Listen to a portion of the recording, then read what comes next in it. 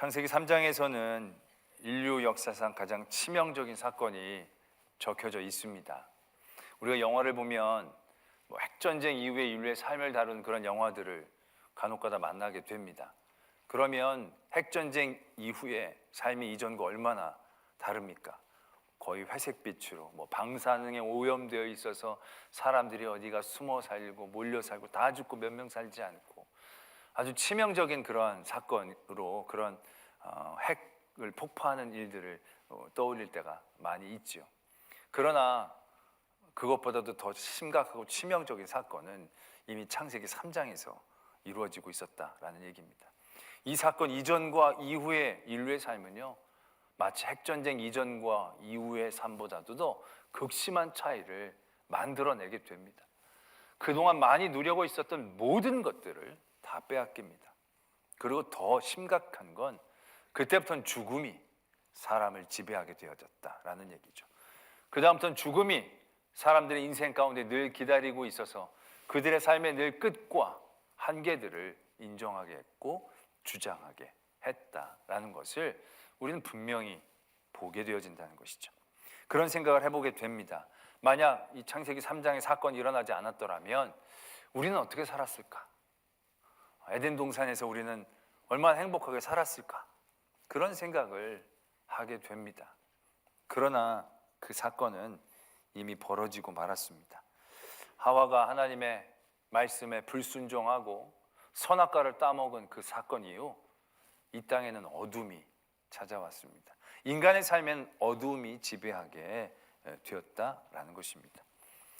얼마나 이 끔찍한 사건이겠습니까? 그런데 우리는 이러한 어둠이 시작되는 사건 가운데에서 눈여겨보아야 될 부분을 발견하게 됩니다. 그건 바로 뭐냐면 그들이 죄를 저지르고 나서 이제 어둠이 시작한 겁니다.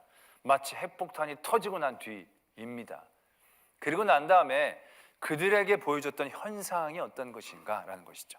이 큰 죄를 저지르고 이제 큰일 났습니다. 근데 인간들이 경험했던 큰 첫 번째 변화, 현상은 뭐냐면 눈이 밝아졌다라는 것입니다. 눈이 밝아졌다는 것입니다. 눈이 어두워져서 앞을 못 보게 돼도 성이 안 찰 판국에 아니 이 사람들은 지금 눈이 더 밝아진 거예요.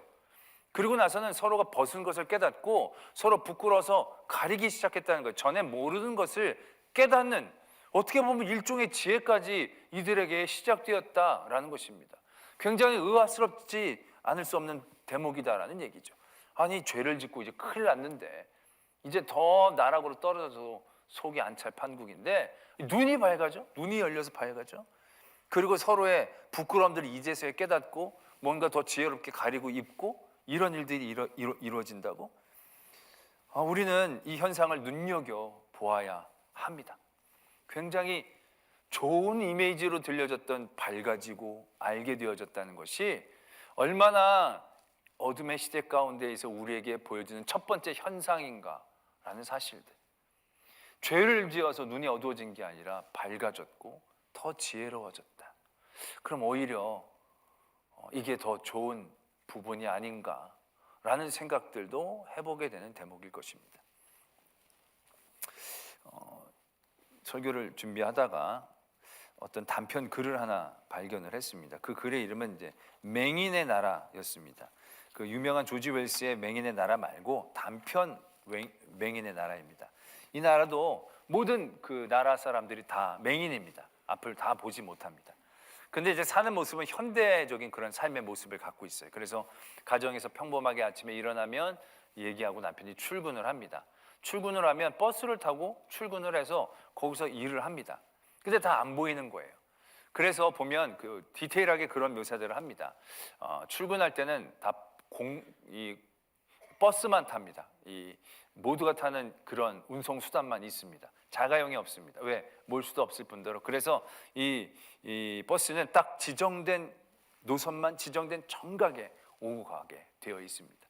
사람들은 다니던 길에만 다니게 돼 있고 서로의 방향들이 엇갈리지 않게 잘 그것들이 통제되고 서로가 양해 가운데에서 그 삶들이 잘 진행되고 있었던 그런 나라였습니다. 앞을 보지 못했지만 그렇게 커다란 문제와 어려움들은 없어 보였습니다. 그러나 앞을 보지 못한다는 것은 그들에게 굉장한 갈망을 만들어내게 되죠. 그래서 이웃나라의 과학자를 초청을 해서 눈을 보게 하는 약을 개발을 합니다. 그래서 약이 개발이 됩니다. 그러면서 대통령이 처음으로 그 약을 먹고 눈을 뜨게 됩니다. 그리고 국민들에게 발표를 합니다. 이제 우리는 눈이 뜨게 됐습니다. 이거 굉장한 은혜입니다. 너무너무 눈을 뜨니까 좋습니다. 그렇지 않겠습니까? 다들 앞을 못 보다가 얼마나 궁금하겠습니까? 근데 이제 약을 먹으면 눈을 뜬다라고 하니까 국민들이 너도 나도 다 약을 신청해가지고 약을 먹게 됩니다. 근데 이제 약이 한꺼번에 다 준비가 안 되니까 차근차근 이제 약을 먹게 되면서 국민들이 조금씩 눈을 떠나가기 시작하죠. 아직 돈이 없거나 차례가 안 된 분들은 아직 눈을 뜨지 못한 상태에 있는 겁니다. 그 가운데서 점점 문제가 생기고 갈등이 시작이 되게 됩니다. 그동안은 가던 길로만 가던 사람들이 눈이 보이니까 가지 않는 길들로 가게 되어지죠. 그러다 보니까 아직 뜨지 못한 사람들은 가는 길로 가다가 서로 부딪히게 되고, 뜨거나 뜨지 못한 것에 대해서 서로가 갈등이 생기게 되어지는 문제들이 이제 나타나게 되는 거죠. 그러다가 이 단편 글의 주인공이 되는 A씨에 대한 얘기가 나옵니다. 이 A씨가 그렇게 눈을 뜨기 위해서 아내와 같이 이제 돈을 내고 약을 사서 둘이 눈을 뜨게 됩니다. 눈을 떴을 때 그 찬란한 햇살이 너무너무 감사했죠. 그런데 그러고 나서 몇 주 후에 이 A씨라는 분은 정신병원에 찾아가게 됩니다. 그래서 그 정신병원에서 상담을 받기 시작하는 거죠. 첫 번째 그의 고민은 눈을 뜨고 나서 자신의 모습을 보고 난 실망감이었습니다. 눈을 떴더니 자기가 생각보다 좀 많이 부족했던 것 같습니다. 머리에 숱도 별로 없었고 피부도 별로 색깔이 마음에 들지 않고, 그래서 그런 나를 보는 것도 기분이 별로 좋지 않았다는 얘기죠. 그러나 상담을 온 주된 이유는 다른 곳에 있었습니다. 이렇게 얘기합니다. 뭐 그래요, 다 좋습니다. 뭐 다 참아내고 버틸 수 있습니다. 언젠간 적응이 되겠죠, 보는 것도. 그런데 제가 요즘 너무도 우울하고 갈피를 못 잡는 것은 제 아내 때문입니다. 아내는 그 누구보다도 착하고 좋은 여자예요. 요리도 잘하고 살림도 잘하고 그런 여자입니다. 제 이상형이라고 할 만했죠. 근데 눈을 뜨고 보니 솔직히 말씀드려서 이런 말을 어떻게 생각하실지 모르겠지만 그러니까 정말이지 못생겼더군요. 물론 아름다움의 기준이야 제각기입니다. 그런데 아내를 처음 보자마자 느낀 것은 뭐랄까, 제가 알던 사람이 아닌 것 같았습니다. 작고 귀여운 눈, 동그란 코, 두툼한 입술이 아니더군요. 쭉 찢어진 눈과 들창고 보기 흉하게 두꺼운 입술. 눈을 뜨기 전까지는 전혀 알지 못했던 것이지만 지금은 아닙니다. 예전 앞을 보지 못하던 그 시절엔 아내가 누구보다도 아름답게 보였거든요. 제 말이 이상한가요? 물론 정말로 그 사람의 얼굴을 본다고 할 수 있는 건 지금이지만 글쎄요, 그때도 분명히 제 기억 속에 아내의 모습은 남아있고 정말 아름다운 것도 기억이 나요. 그냥 눈을 꼭 감고 있으면 아내의 목소리, 나긋나긋한 말투 모두 그대로이긴 한데 혼란스러워요. 무엇이 진짜인지. 눈을 뜬 첫날 아침 햇살을 보았을 때를 제외하고 난 하루도 행복한 적이 없었어요. 의사는 A씨에게 우울 치료제와 수면제를 처방해주고 상담받을 곳을 권했습니다. A씨는 그렇게 하겠다고 순순히 답하고 무거운 발걸음을 이끌고 집으로 돌아왔습니다. 그러나 실상 A씨의 아내야말로 눈을 뜨고 난 뒤 자신의 모습에 크게 실망했고, A씨의 달라진 모습과 그 이유 역시 누구보다도 잘 알게 되어졌습니다. 그 일 이후 A씨가 일을 마치고 집으로 돌아오면 아내는 A씨의 눈을 피하느라고 주방에서 잘 나오지도 않았습니다. A씨로선 그런 아내의 모습을 지켜보기 힘들었습니다. 미안하기도 했고, 그렇다고 전처럼 다정하게 대하기는 더 어려웠습니다. 마냥 다른 사람 같기만 한 사람을 어찌 전과 같이 대할 수 있겠습니까? 예전과 달리 집안은 항상 어색하고 딱딱하고 무거운 분위기 속 정적만 감돌 뿐이었습니다. 얘기의 중간이 이렇습니다. 여러분들 어떻습니까? 꽤 그럴듯하지 않습니까? 보지 못한 이들에게 본다는 것은 굉장히 큰 능력이고 복이 되어지지만, 본다는 것은 어떻게 보면 보는 감각 하나의 현상일 뿐입니다. 더 많은 그 사람에 대한 모습들이 분명히 있습니다. 눈을 감았을 때는 외모 그 하나만 보지 못했고 다른 모든 것들을 볼 수 있었습니다. 그래서 그 사람을 더 아름답게 품고 사랑할 수 있었습니다. 근데 눈을 딱 떴을 때 그의 감각은 하나만 살아난 거죠. 그리고 하나만 더 보인 겁니다. 그냥 외모 하나만 더 보였는데 그 하나 더 보인 게 아닌 게 되어버렸다는 거죠. 그 모든 것이 좋은 모든 것들을 다 가려버린 겁니다. 그 한 가지가 그 좋은 것들을 깨닫지 못하는 그런 미혹과 유혹 가운데 이 사람을 끌고 간 겁니다. 이게 보게 되어진 기쁨이고 보게 되어진 능력이 갖고 있는 한 단면이다라고 이야기할 수 있을 것입니다.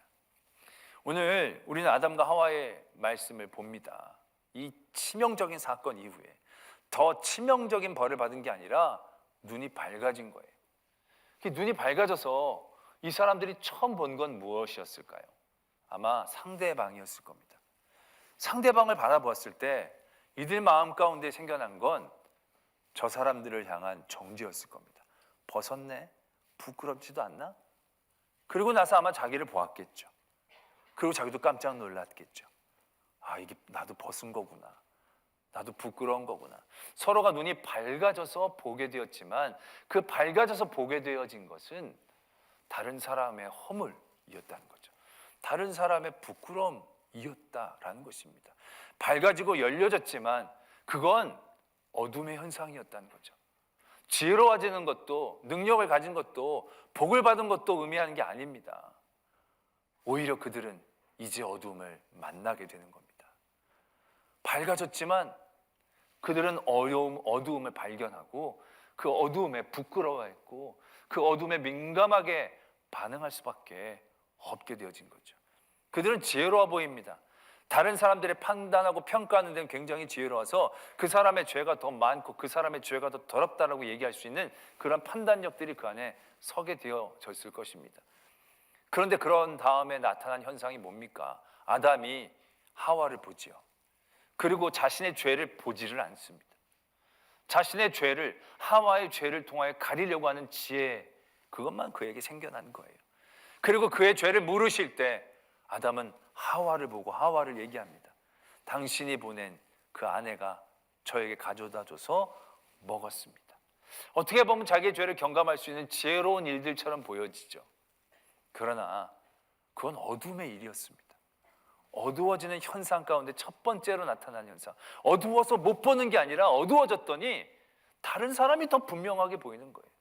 어두워졌더니 다른 사람의 연약함과 부끄러움이 더 환하게 보여지는 거예요. 이 현상에 대해서 우리는 분명히 기억해야 한다는 얘기죠. 요한복음 9장에 보면 예수님께서 실로암에서 맹인을 치유하시는 유명한 사건이 적혀져 있죠. 이 사건은 무려 한 장에 걸쳐서 그 사건을 적고 있습니다. 그리고 이 사건의 말미에 바리새인들과 논쟁이 붙게 되어지죠. 그때 예수님께서 그들에게 이렇게 말씀하시죠. 내가 심판하러 세상에 왔으니 보지 못하는 자들은 보게 하고 보는 자들은 맹인이 되게 하려 합니다 라는 것입니다. 예수님은 구원으로 오셨지만 구원은 곧 심판의 모습입니다. 구원을 붙잡아야만 되는데 구원을 외면한다면 그건 곧 심판을 의미하게 되는 것이니까요. 그래서 예수님은 그 심판의 자리에서 구원과 같이 그 일들을 병행해 주시죠. 보지 못하는 자들의 눈을 또 보게 해서 하나님의 나라를 꿈꾸게 하고 본다는 사람의 눈을 멀게 해서 그들의 부족함을 깨닫고 돌아오게 하시려는 것이 예수 그리스도의 목적이었습니다. 그때 바리새인들이 이렇게 얘기하죠. 그럼 우리가 맹인이란 말인가? 이 뜻은 무엇이냐면 우리가 못 본단 말이야? 우리 볼 수 있는데? 라는 그들의 마음을 의미하는 거죠. 그때 예수님이 이렇게 얘기하십니다. 너희가 맹인이 되었더라면 죄가 없으려니와 본다고 하니 너희 죄가 그대로 있구나. 본다는 것은 결코 나쁜 얘기가 아니죠. 근데 오늘 예수님께서는 이렇게 얘기하시죠. 너희들이 맹인이었으면 좋았을 뻔했구나. 보지 못했으면 더 좋았을 뻔했구나. 근데 여전히 너희들의 눈에 보이는구나. 여전히 너희들의 눈에는 죄인들의 죄가 보이고 연약한 사람들의 부끄러움이 보이고 너보다 못한 사람들의 그러한 약함들이 보이는구나. 그러면 너희들이 죄가 그대로 있는 것인데 어쩌면 좋으냐 라고 말씀하고 계시는 거죠. 여러분, 사도 바울이 바울 되기 이전에는요 눈이 밝았습니다. 잘못한 사람들을 찾아내는 눈이 아주 발달했습니다. 그래서 그는 다른 도시, 다른 나라의 다른 도시에 사는 그리스도인들까지 잡으려고 원정까지 떠났습니다. 그는 그의 눈으로 샅샅이 그가 생각하는 죄인들을 잡아 들일 그런 생각으로 갔습니다. 그런 사도 바울이 예수 그리스도를 만났어요. 다메섹 도상에서 예수 그리스도를 만나고 그 밝은 빛 가운데 예수 그리스도가 찾아와 주셨어요. 그 예수 그리스도를 만나고 난 다음에 사도 바울에게 나타난 첫 번째 현상이 무엇입니까? 눈이 먼 겁니다. 눈이 보이지 않게 된 거예요. 다른 게 문제가 생긴 게 아니라 눈이 보이지 않은 거예요. 그가 예수 그리스도를 만나게 됐을 때 또 다른 영안이 열리고 막 이렇게 된 게 아니에요. 그의 눈에 거풀이 생겨서 앞을 보지 못하게 된 거예요. 사람들의 손에 끌려서 아나니에게로 끌려간 그러한 자리를 만나게 된 거죠. 전 그때 생각해 봅니다. 밝은 빛 이후에 눈이 멀게 된 바울이 아나니아에게 끌려가는 그 동안 어둠이었을까? 라는 생각들을 해보게 됩니다. 보다가 못 보니 얼마나 답답하겠습니까? 빛을 느끼다가 빛을 못 느끼니 얼마나 힘든 삶이겠습니까? 이제 어둠이 본격적으로 찾아온 것 같이 느껴지겠죠. 그런데 사도 바울의 그 눈 뜨지 못한 그 순간과 시간들이 어둠과 절망과 고통의 시간이었을까라는 생각들을 해보게 됩니다. 저는 그렇게 생각하지 않습니다. 그는 눈을 감고 뜨지 못한 상황 가운데에서 그의 삶은 어둠 가운데 있었지만 그 직전에 만난 밝은 빛 같은 예수 그리스도를 끊임없이 생각했을 것입니다. 과연 그분이 누구일까? 왜 나를 찾아오셨을까? 나를 왜 만나 주셨을까? 내가 무엇이건데 그렇게 하셨을까? 끊임없이 그는 어두움 가운데에서 세상 다른 모든 것에 눈을 닫고 온전히 그 직전에 자기를 부르시고 만나 주신 예수 그리스도의 생각으로 가득 채워졌을 것입니다. 그는 디모데전서에서 이렇게 고백하죠. 나는 행악자고 패악자였고 죄인 중에 괴수였다는 거죠. 다른 사람들의 죄와 다른 사람들의 잘못을 바라보는 눈은 어두워졌어요. 그러나 자신의 죄를 보는 눈은 밝아진 거예요. 자신의 모든 죄가 너무 선명하게 보여지는 거예요. 그래서 그 죄가 괴수와도 같은 죄였다는 사실들에 대하여 그는 밝히 보게 되어지는 거죠. 이게 은혜 받은 사람의 모습인 겁니다. 이게 어둠 가운데 눈이 밝았던 사람들이 예수 그리스도를 만나고 그 어둠을 떨쳐내고 빛 가운데 예수 그리스도를 만나고 난 다음에 우리의 육체, 우리의 영혼 가운데 나타나는 첫 번째 현상이라는 거예요. 우리의 눈이 어두워지는 거예요. 그리고 영안이 밝아지는 거죠. 우리의 죄를 바라보죠.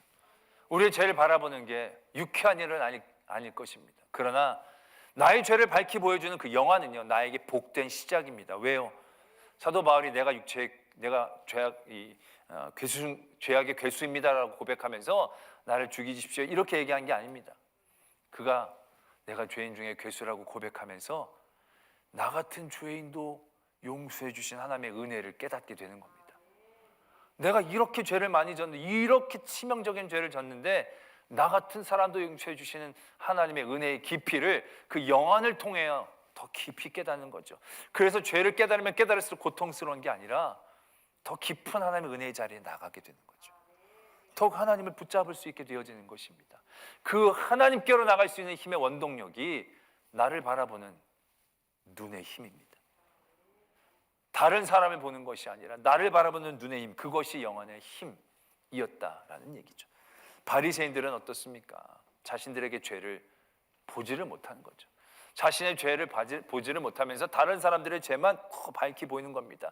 다른 사람들의 죄가 보인다는 것은 무엇을 의미하는지 아십니까?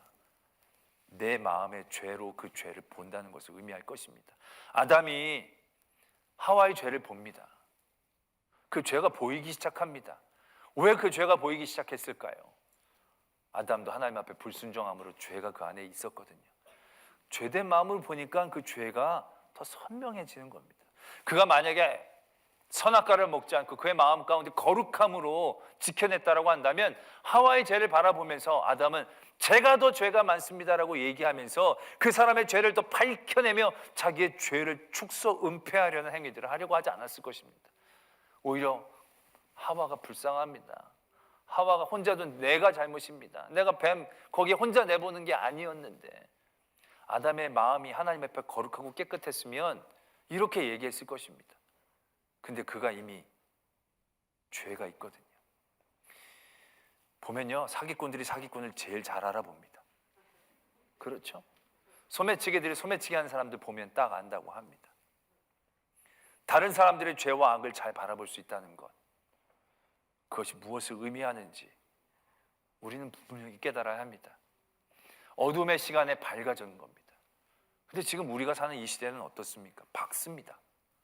다른 사람들의 바라보는 눈은 너무너무 밝아졌습니다. 다른 사람들의 죄는요, 현미경처럼 바라봅니다. 어떤 사람의 손톱 모양까지, 어떤 사람의 귓볼 모양까지, 어떤 사람들의 신발과 넥타이와 귀걸이와 모든 것들을 바라보는 데는 정밀하게 현미경처럼 바라봅니다. 그러나 자기의 죄는 바라보려고 하지 않습니다. 그러면서 서로의 옳음을 얘기하고 밝음을 얘기합니다. 얼마나 밝은 얘기 많이 있습니까? 옳은 얘기 많이 있습니까? 그러나 지금 우리가 사는 이 시대를 빛의 시대라고 얘기할 수 있겠습니까? 여러분들의 삶의 자리에서 집에 있는 반려자들의 흠이 크게 보입니다. 그러면 그 죄를 잘 알아본 여러분들의 삶은 빛입니까? 자녀의 허물과 잘못된 것이 눈에도 잘 보이면 여러분들은 빛된 부모입니까?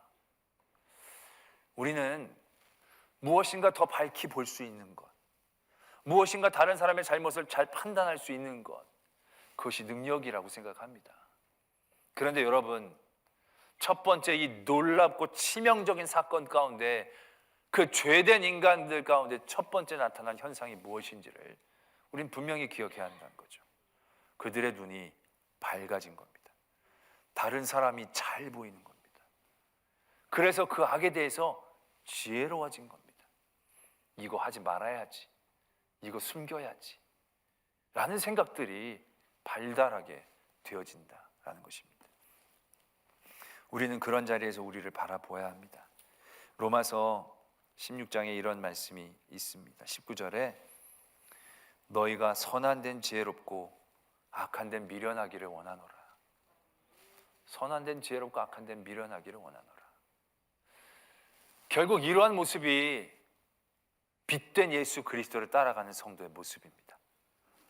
빛을 만난 성도들의 모습입니다. 선한 데는 지혜롭지만 악한 데는 미련해져야 되는데 우리는 반대로 악에 대해서 지혜롭습니다. 그리고 그게 진짜 지혜인 줄로 알아요. 악을 밝히 보는데 그래서 우리의 눈이 밝은 줄로 알아요. 근데 그건 미혹이고 유혹입니다. 멸망의 길입니다. 우리는 그 길을 벗어나야 한다는 것이죠. 그래서 오늘 로마서의 말씀 가운데도 보면 그들의 눈이 왜 밝아졌고 왜 지혜로워졌습니까? 불순종 때문에 그렇게 된 거잖아요. 그것을 역순으로 우리는 회복해야 한다는 거죠. 순종함으로 우리가 하나님을 더욱더 기쁘시게 하고 우리의 순종함이라는 것이 악에 대해 우리를 미련하게 해준다는 것이죠. 우리가 주의 말씀을 듣고 주의 말씀을 따라 사는 것이 어떻게 보면 미련하고 어리석고 보이게 됩니다. 그러나 그건 세상에서 미련하고 어리석은 겁니다. 하나님의 편에서는 악한 데는 미련한 거죠. 그러나 선한 데는 지혜로운 삶이 되어진다라는 것입니다. 우리가 예수 그리스도의 빛을 맞는 사람으로서 사도 바울 그 모습을 닮아가야 합니다. 안 보여야 합니다. 보이지 않아야 합니다. 그리고 내 안에 그리스도의 빛으로 차 있어야 합니다. 누군가를 나를 해코지 하고 누군가가 나를 미워하는 것이 중요한 게 아니라 내 안에 찬 예수 그리스도를 통하여 그 그리스도가 원하시는 것에 밝아져야 한다는 거죠. 그리스도가 보는 것들을 봐야 되고 그리스도의 마음에 우리가 더 지혜로워져서 우리가 무엇을 해야 될지를 더 명확히 깨달아야 한다는 것입니다. 그게 이 어둠의 세계 가운데에서 다시금 빛으로 오신 예수 그리스도의 빛을 우리가 발할 수 있는 길이다라는 것을 다시금 깨달아야 한다는 것이죠. 다른 사람들의 흠이 너무 잘 보입니까? 회개해야 합니다. 다른 사람들의 죄가 너무 판단이 잘 됩니까? 그러면서 늘 나는 저 사람보다 낫다라는 생각이 먼저 드십니까? 제 죄는 100이고 내 죄는 한 65 정도 이렇게 판단이 팍팍 되십니까? 똑똑한 거 아닙니다. 어두운 겁니다. 그런 모든 삶의 자리에서 우리를 되돌아봐야 합니다. 그리고 그리스도 앞에 순종함으로 돌아가야 합니다. 우리의 눈이 어두워지고 우리의 지혜가 사라지고 그래서 미련해 보이고 어리석어 보이지만 예수 그리스도의 빛을 따라가고 쫓아가고 그 빛으로 최후의 승리를 거둘 수 있는 저와 여러분들이 되어지기를 소망합니다.